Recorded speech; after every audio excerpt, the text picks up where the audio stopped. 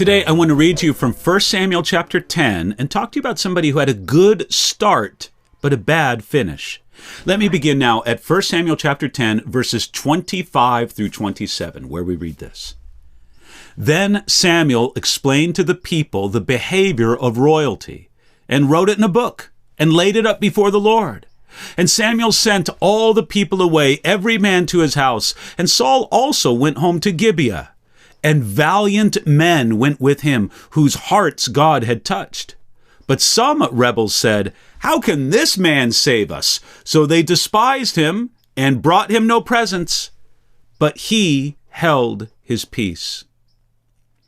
Now was the time. Israel was about to recognize their first human king. God had reigned over the 12 tribes up to this point, but because the people insisted, God relented and gave them the kind of king they wanted, a man named Saul. God warned them. Before they crowned Saul, Samuel explained to the people the behavior of royalty. The prophet Samuel taught them God's guidelines for rulers and for subjects, probably using Deuteronomy chapter 17. The people still agreed to receive a king, and they went home, every man to his house. Now that included the new king Saul. We read, Saul also went home to Gibeah. At the time, there was no palace or capital city, so Saul walked home with his future leaders, the valiant men who went with him. We notice something important.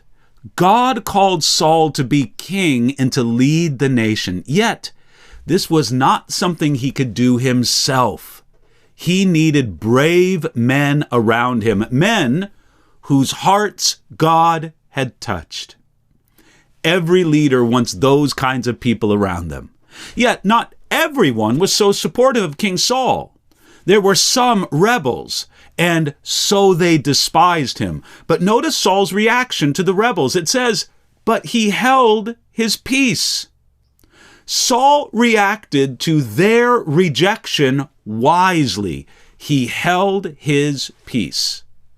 An insecure or an unwise leader might feel the need to crush any opposition or to regard them as enemies. Saul did neither.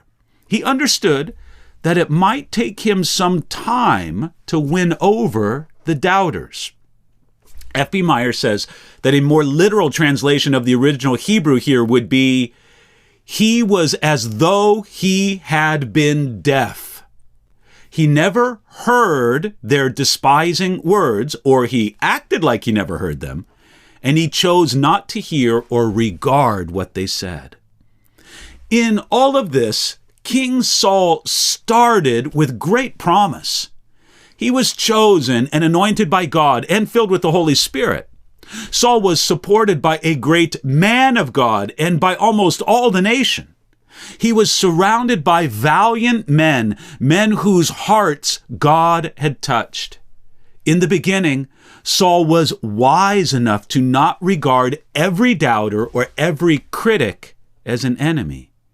Despite all of these significant advantages, Saul still ended badly. He had to choose to walk in the advantages that God gave him, and he had to decide not to go his own way. Saul chose poorly, and he finished his life and his reign as king as a ruined man. Saul's good start wasn't enough. He had to keep making the right choices to end well. So do we.